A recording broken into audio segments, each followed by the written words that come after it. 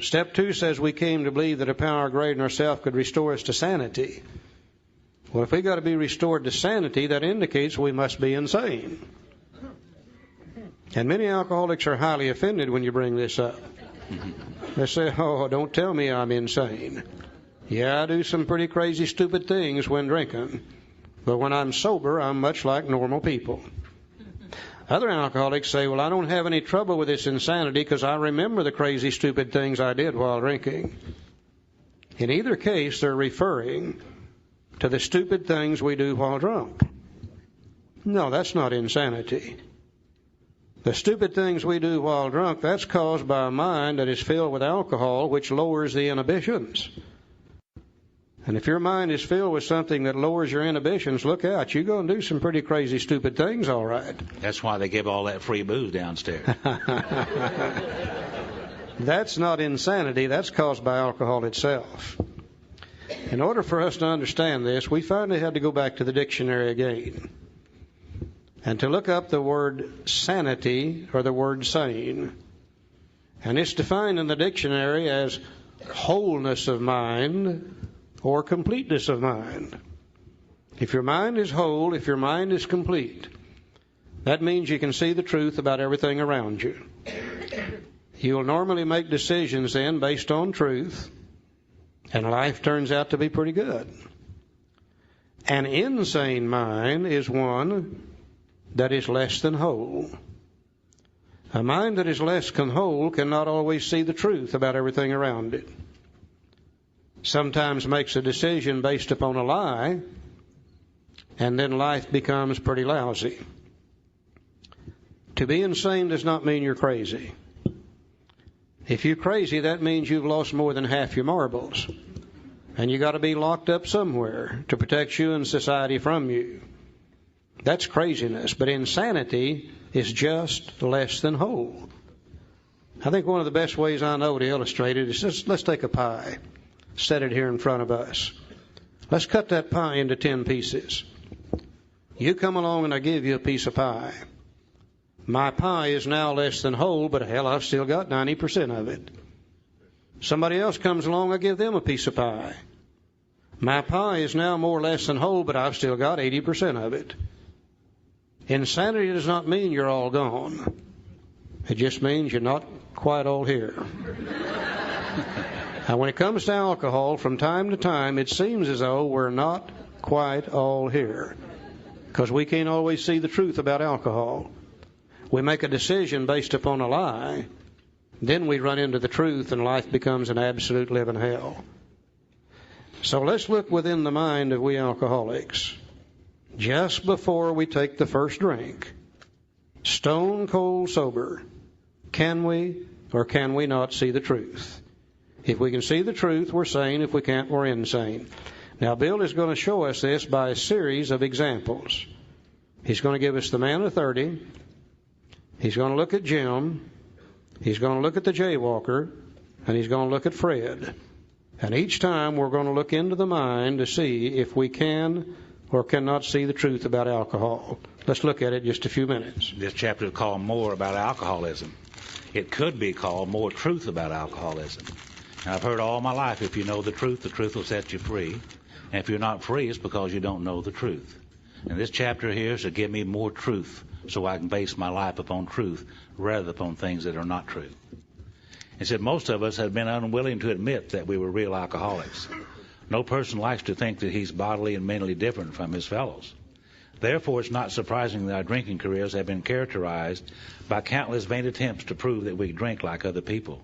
The idea that somehow, someday, he will control and enjoy his drinking is the great obsession of every abnormal drinker. The persistence of this illusion is astonishing. Many pursue it into the gates of insanity or death. Now, we learned that we had to fully concede to our innermost selves that we were alcoholics. This is the first step in recovery. The delusion that we're like other people, or presently may be, has to be smashed. Now, be careful. In these two paragraphs that Joe just read, he has used 4 different words that all mean the same thing. And if you catch him at it, you know what he's doing. If you don't, you'll think he's talking about something else. He said the idea that someday he will control and enjoy his drinking is a great obsession of every abnormal drinker. Now we know an obsession is an idea that is so strong it can make you believe something that's true. It can make you believe a lie. The persistence of this illusion is astonishing. We know what an illusionist is. An illusionist is a magician, and they can stand in front of you in a sleight of hand and a few props. They can make you believe something that's not true. So illusion also means to believe something that's not true or to believe a lie. Many pursue it into the gates of insanity or death. Insanity is to believe something that's not true. The next paragraph, he said, the delusion that we are like other people or presently maybe has to be smashed. Delusion means the same thing. If you've deluded yourself, it means you've come to believe something that's not true. So you may see him using any one of four terms: obsession, illusion, delusion, or insanity. All four mean exactly the same thing: to believe something that is not true or to believe a lie. Let's go over to page 32, second paragraph. Let's look at the lie the man of 30 believed. Said a man of 30 was doing a great deal of spree drinking. He was very nervous in the mornings after these bouts and quiet himself with more liquor. He was ambitious to succeed in business, but saw that he would get nowhere if he drank at all. Once he started, he had no control whatever. He made up his mind that until he had been successful in business and retired, he would not touch another drop. An exceptional man. He remained bone dry for 25 years and retired at the age of 55 after a successful and happy business career. Then he fell victim to a belief which practically every alcoholic has, that his long period of sobriety and self-discipline had qualified him to drink as other men. Out came his carpet slippers and a bottle. In 2 months he was in a hospital, puzzled and humiliated. Now he tried to regulate his drinking for a while, making several trips to the hospital meantime. Then, gathering all his forces, he attempted to stop altogether and found that he could not. Every means of solving his problem which money could buy was at his disposal. Every attempt failed. Though a robust man in retirement, he went to pieces quickly and was dead within 4 years. Now this case contains a powerful lesson. Most of us have believed that if we remain sober for a long stretch, we could thereafter drink normally. But here is a man who at 55 years found where he has just left off at 30. We have seen the truth demonstrated again and again. Once an alcoholic, always an alcoholic. Commencing to drink after a period of sobriety, we're in a short time as bad as ever. Now, if we're planning to stop drinking, there must be no reservation of any kind, nor any lurking notion that someday we'll be immune to alcohol. Now, we know the truth to be this. Once an alcoholic, always an alcoholic. We've never seen one single case where one of us was able to go back to successful drinking. Now, to believe anything different than that is to believe something that is not true or to believe a lie. This guy believed that after 25 years of sobriety, he could now drink like normal people. Now, based upon that belief, he took a drink, triggered the allergy, couldn't stop. 4 years later, he's dead. Now, is his real problem, though, the fact that he has a physical allergy to alcohol or a form of insanity that tells him it's okay to drink alcohol after 25 years of sobriety? The real problem, sin, is in our mind telling us we can drink rather than in our body that ensures that we can't drink. Let's go to page 34, second paragraph. For those who are unable to drink moderately, the question is how to stop altogether. We are assuming, of course, that the reader desires to stop. Whether such a person can quit upon a non-spiritual basis depends upon the extent to which he's already lost the power to choose whether he will drink or not. Many of us felt we had plenty of character. There was a tremendous urge to cease forever, yet we found it impossible. This is the baffling feature of alcoholism as we know it, this utter inability to leave it alone, no matter how great the necessity or the wish. How then should we help our readers determine to their own satisfaction whether they are one of us? The experiment of quitting for a period of time will be helpful, but we think we can render an even greater service to alcoholic sufferers and perhaps to the medical fraternity. So we shall describe some of the mental states that precede a relapse into drinking. For obviously this is the crux of the problem. What sort of thinking dominates an alcoholic who repeats time after time the desperate experiment of the first drink? Friends who have reasoned with him after a spree which has brought him to the point of divorce or bankruptcy are mystified when he walks directly into a saloon. Why does he? Of what is he thinking?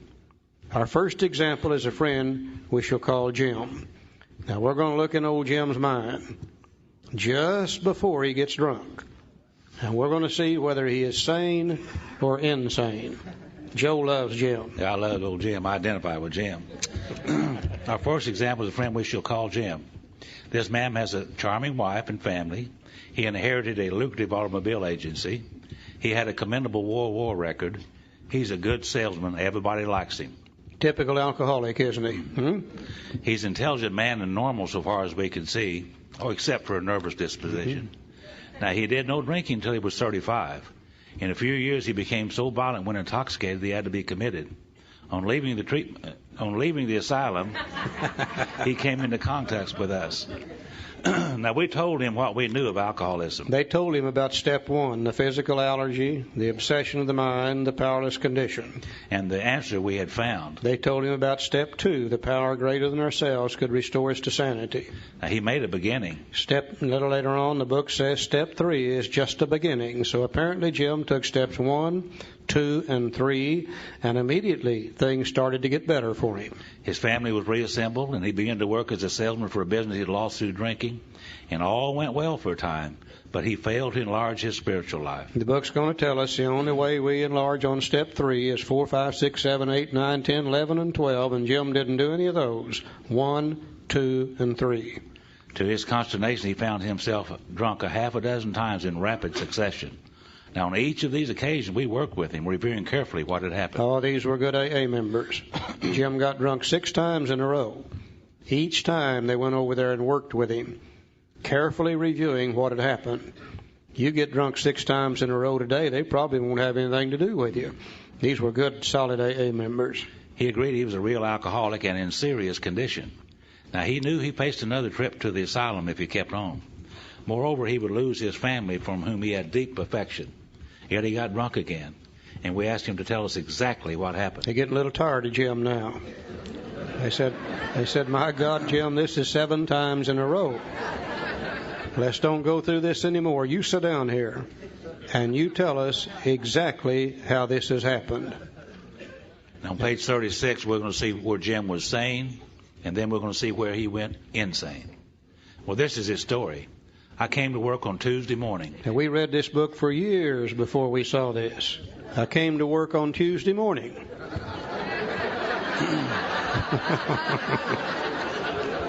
Where was he all day Monday, you know? We're bad about Monday. Bad about Mondays. And he said, I remember I felt irritated that I had to be a salesman for concern I once owned. Now, I don't think that's insanity. That's probably normal thinking. I think any of us that had to be a salesman for a concern we once owned would probably be a little irritated by that fact, too. That's normal, sane thinking. He said, I had a few words with the boss, but nothing serious. The boss probably said, say, Jim, by the way, where were you all day yesterday anyhow? Yeah. Nothing serious, just enough to irritate him. He's a little restless and a little irritable and a little discontented. He said, then I decided to drive into the country and see one of my prospects for a car. What's more normal than if you're a car salesman, you want to get away from the shop for a while, drive out in the country, see somebody we already know that we're trying to sell a car to. That would be normal, sane thinking for an alcoholic car salesman. So on the way, I felt hungry, so I stopped at a roadside place where they have a bar. I had no intention of drinking. I just thought I'd get a sandwich. What's more normal than if you're hungry to stop in a roadside place to get a sandwich? The fact that they got a bar there is beside the point.